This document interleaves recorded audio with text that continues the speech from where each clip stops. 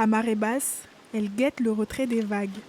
Surnommées les voleuses de sable, ces femmes se précipitent dans l'eau pour arracher les derniers bancs de sable noir encore présents. Leurs seaux remplis, elles portent ensuite sur leur tête plusieurs dizaines de kilos de sable destinés à être revendus à des entrepreneurs du bâtiment. Une activité pourtant interdite au Cap-Vert, mais qui reste pour beaucoup leur seule source de revenus. Parfois, nous sommes épuisés physiquement, mais nous venons quand même. Et parfois, nous avons mal au dos à cause du poids que nous portons. Nous souffrons, mais le lendemain, nous revenons. Si nous ne revenons pas, nous n'aurons pas d'argent. Les années de prélèvement ont laissé des cicatrices.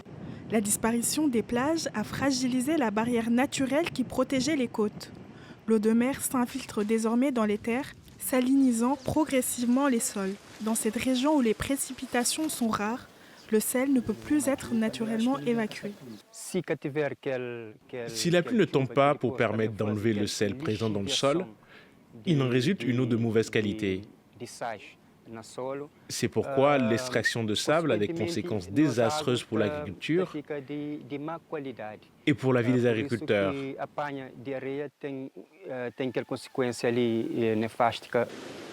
Face à cette situation, les associations dénoncent l'inaction des autorités et réclament un véritable plan de reconversion pour ces ramasseuses de sable qui disent se sentir marginalisées et privées d'alternatives.